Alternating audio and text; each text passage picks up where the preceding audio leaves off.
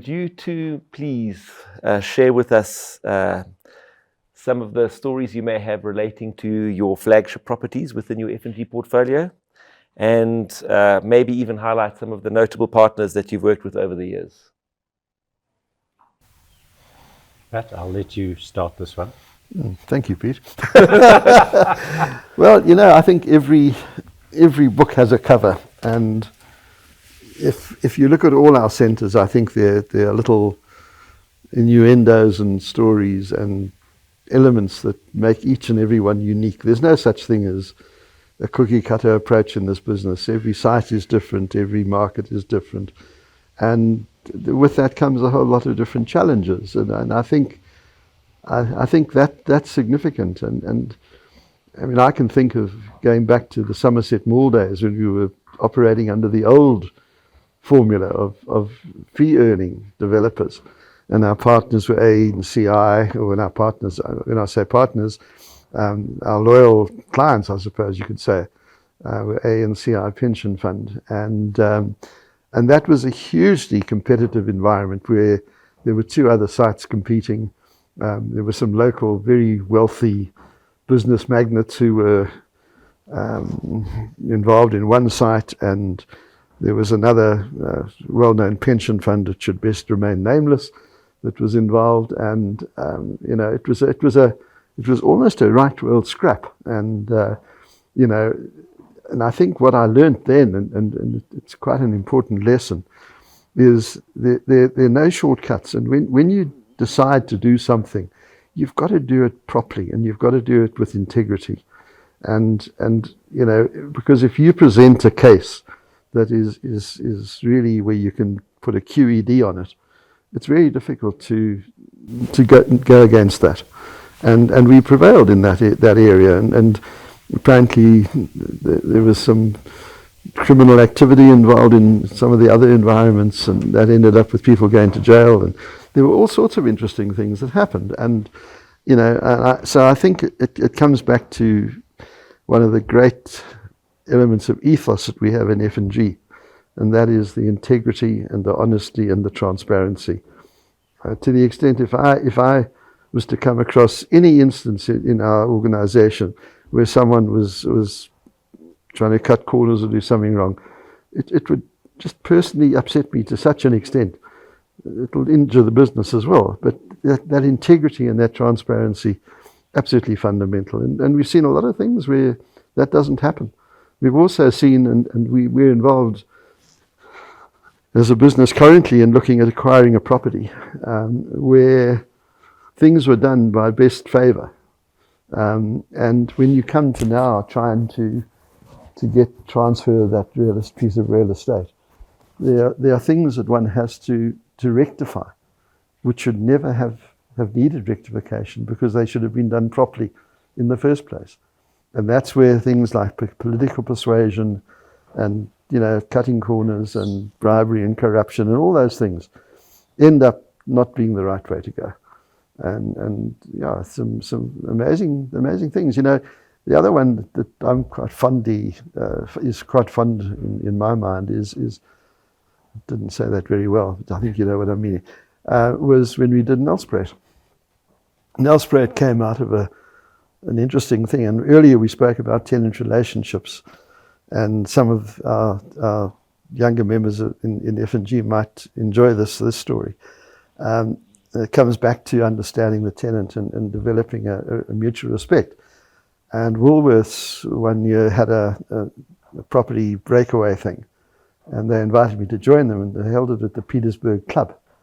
And we were sitting one evening and had a dinner and a few glasses of wine, and Johan van Vuren, who was then MD of Woolworths, had a couple of glasses. I'd had a few glasses, and we were talking about where we're going. And he said, Nelspruit, he said, I think there's an opportunity in Nelspruit. And I think that's interesting, because there we are, you get invited to go on something. It's all about people, and it's about listening and chatting. And out of that came the Riverside Mall in Nelspruit.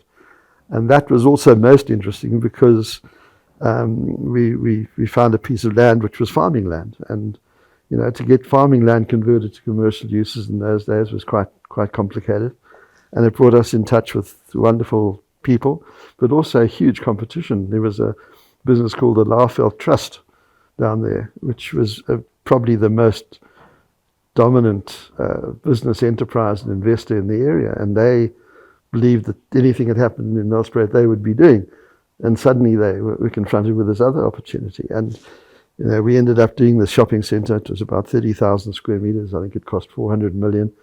And now, if you look at that node, I think there must be 8 or 10 billion rands worth of real estate investment with all the mixed use and so on.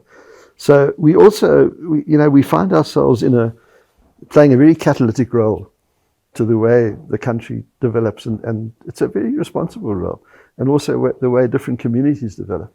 And we have some of those things on our plates now that we look at, and we make a contribution to those things. And I just think that everyone that we look at is different. And I look at now PE, what we've just done down in PE. If you remember, we must have been working on that for 10 years. I can remember going down, and there were all sorts of local people who wanted to do things, and we were presented with plans for a 60,000 square metre centre, all those sort of things. And we always saw an opportunity, but we hadn't been able to unlock it. And that's where I think you never cut it. You don't cut off things, and you leave doors open because they come back to you. And I think that's been a great achievement. That. So you get all those different emotions going through, and a little thing like Morningside. And if you think I think we paid 54 million for a site, and everyone thought we were crazy. And if you look at what's there now, and the fact we have our offices there, and we haven't used the word passion yet. There's a certain passion in F&G, and there's a culture in F&G, and I just really hope that culture and that passion can prevail, because the passion is one thing, but you've got to get everyone to buy into the culture, and the culture is one maybe amplified by our offices where no one has their own partitioned office. It's an open plan environment. It's a robust environment, I'm told, but with that comes strength, and I think those are things which make a difference. And I'd also just like to make a comment on the aspect of leasing again. I don't know whether you still want to come to that, but what triggers my mind is, why do we lease ourselves? And I think that's a very important aspect. And in my mind, the reason we do the leasing ourselves is because we have control of the situation. After all, it's our money we're putting in, and we've got to be able to answer to the banks. We've got to be able to answer to ourselves. So by controlling the leasing situation, we can set a set of objectives and go out and try and achieve those. If you work with an agent, we become reactive. And there's a huge difference between being reactive and being in charge and control of your destiny. And I think that if I look back, and I certainly, when I have the opportunity of talking to people who may be looking at joining us, or just before we conclude arrangements for people, I always ask them, I say to them, you must realize that leasing is the backbone of our business. If we can't generate the revenue, which is what Pete was saying earlier, we don't have a business. So, I'm very passionate about how important that leasing aspect is, and how we should continue to be in control of our leasing destiny.